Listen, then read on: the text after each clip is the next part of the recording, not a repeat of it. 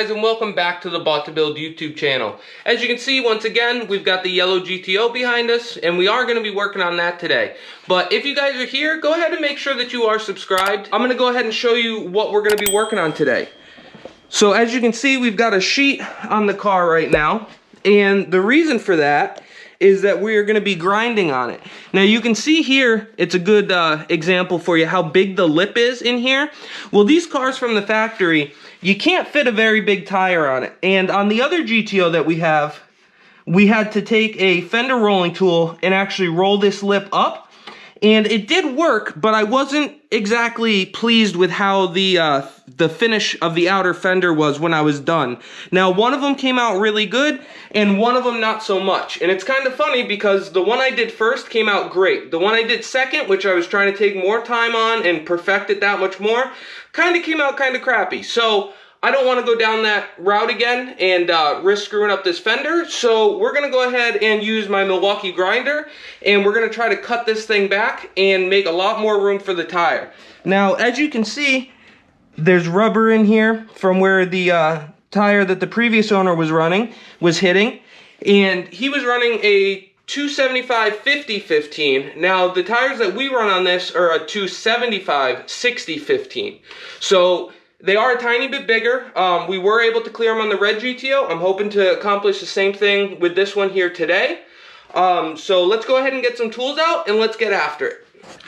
So real quick, guys, one thing I didn't mention is I do just grab like a plain old spray bottle and put some water in it, and then I use like a microfiber rag, and we're gonna spray the rag, and when this gets hot from us grinding on it, you got to keep touching it every little bit so that while you're grinding, you don't get it too hot and end up bubbling or cracking or just screwing up the paint in general. So we're going to grind a little bit, keeping an eye on how hot this gets, and then if it starts to get too warm, I'm going to spray some of that water on a microfiber, and we'll just blotch it right along here to keep it nice and cool.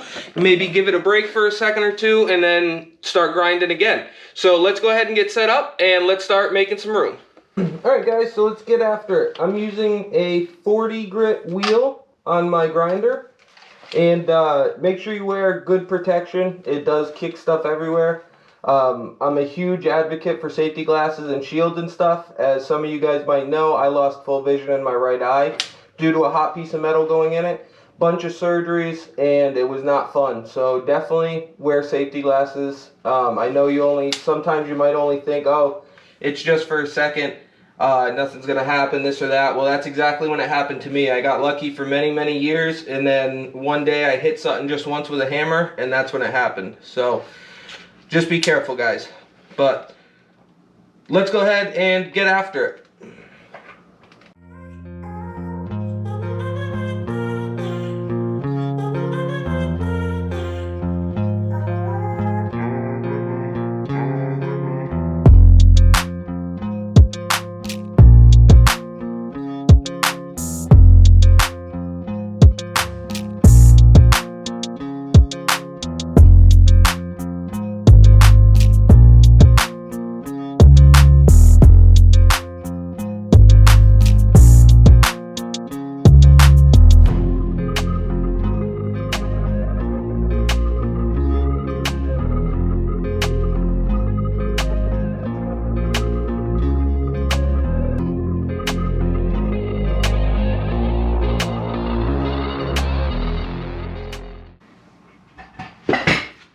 So this is where I was saying, you want to take your water and your rag.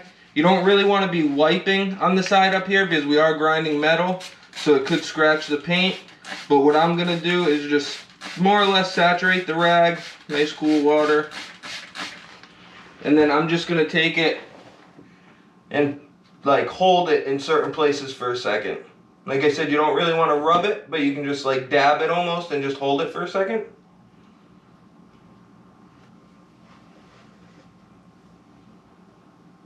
And it definitely does help. That cooled it pretty good, pretty quick. So, still got a long ways to go. So let's grind at it some more.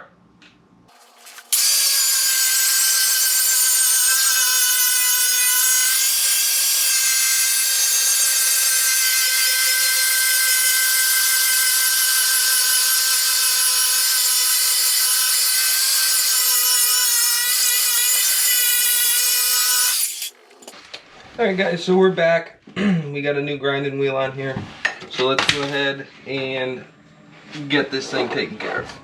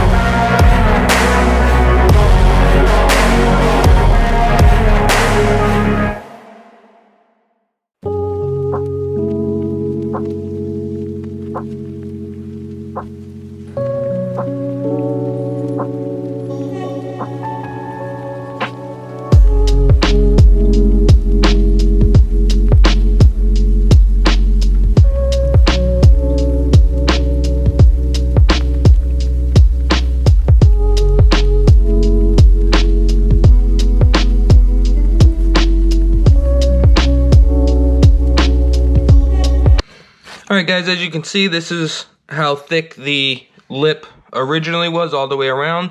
And as you've seen, we've been grinding on it. I'm still going to taper this just a little bit more. I've got to clean up the edges still. But then you can see how way up at the top here, we got it down a lot. I mean, we're working a lot thinner than what it used to be. So hopefully that gives us some good tire clearance to here. And then you can see where they tapped it in a little bit previously, which I'm probably going to have to tap that in some more, but we're going to wait to find out about that for when the tires go on it. But I'm just going to keep touching this up a little bit. It's hard for you guys to see it, but up in here you can see that it's pretty much smooth. I got a few spots like right here, there's still a little lip with this indent here. So I'm going to touch that up and just keep making it smooth as far as we can. And then you can see I start tapering it out here. I'm going to taper it down a little bit more and start to taper probably down here-ish and then out to our stock thickness. But I'm going to get the smaller grinder out now and just touch it up a little bit more. And then we should be ready to come in here and seal this with some seam sealer, just to try to protect it from any kind of rust or any crap getting in that little opening. And then we can go ahead and finish up.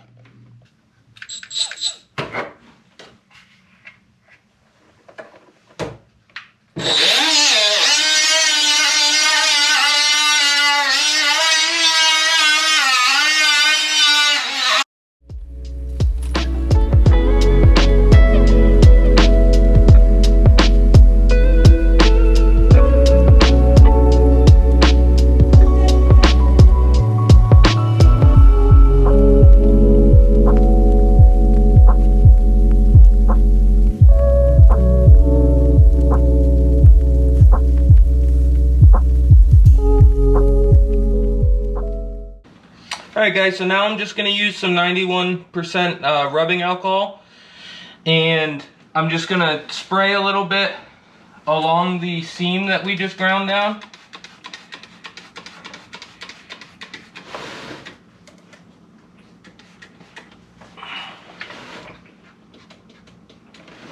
And then I'm just going to use a rag and kind of wipe it, just to try to clean up any oils or paint, anything like that. I'm going to try to wipe best I can in between the seam. Not going to go super crazy.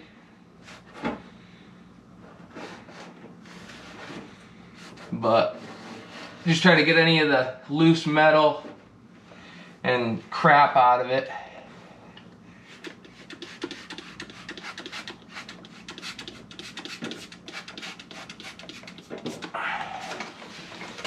Before we go ahead and use the seam sealer on the seam.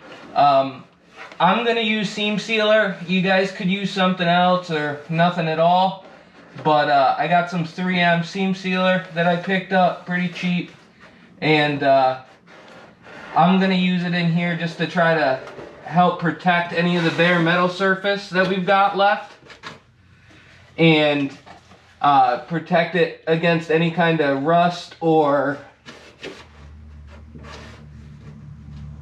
contaminants getting in there.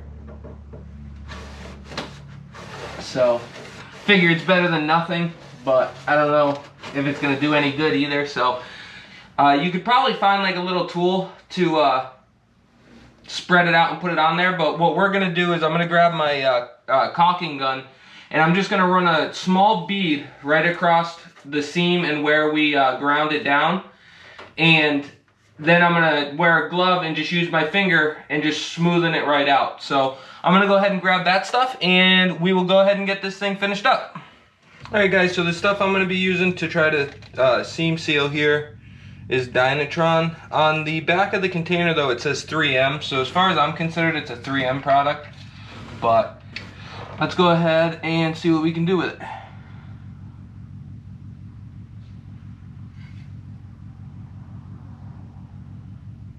I'm just gonna try by laying a little bead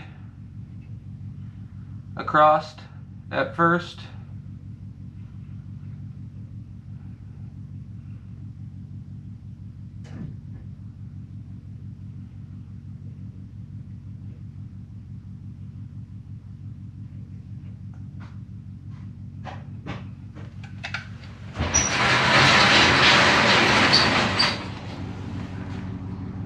And then I'm just going to take my finger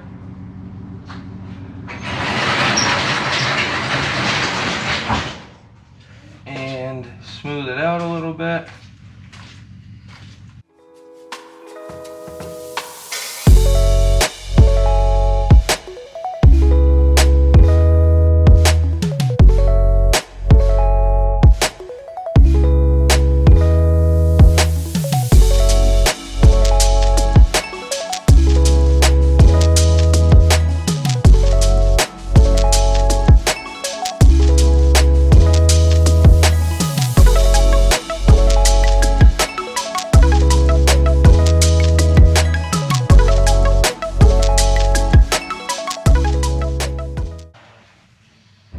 Alright guys, so you don't want to go too crazy trying to wipe it off from the lip yet, because you're just going to end up accidentally smearing it on the outside. So I'm going to let this stuff tack up and dry, and we'll come back and take a look at it. I don't know if you guys can see it too well, but I went right around the lip where we ground and where the gap was, just to try to seal it up a little bit. And then I'm going to get some yellow touch-up paint to just touch up the very edges here where the paint either chipped or we ground it off. And then you can see some spots where I touched with the grinder, but that's okay, because eventually once we see how much more we need to beat in this inner fender well, if at all, I'm gonna come in here and mask it off and paint it with the same paint that I used on the front fender wells, which if you guys didn't catch that video, it's a video or two back in the GTO playlist, and go check it out. We did the whole front suspension on this car, and I painted the wheel wells and a bunch of other stuff. But let's let this stuff tack up, and then we will come back to it, and we should be just about done with it. All right, so we let that seam sealer sit overnight. Looks like it hardened up, and it feels pretty good. I'm pretty happy with how it came out. Definitely rather have that on there than nothing. So as far as that goes, I think we're just about done with making clearance for these wheels. You guys will see in another video, we did have to clearance some other things, and I'll go over all of that when we go to put the rear end back together on this car. But like I said, guys, I think that's going to wrap up this video. I hope you guys like the content. I hope you guys are as excited about this car as I am. I'm really pumped to start getting this thing out on the street. Now that the weather's turning here in Connecticut for the better, we'll finally be able to get out and do some actual content, whether it's racing or on the streets or whatever it may be. Over the winter, it's a little bit slow here since we have snow and it's freezing and everything else, so we don't get to do a whole lot besides working on this stuff. But if you guys want to see more of this car, the Duramax or the Hellcat, make sure you subscribe, ring the bell, like, comment, all that good stuff, and we will catch you on the next one.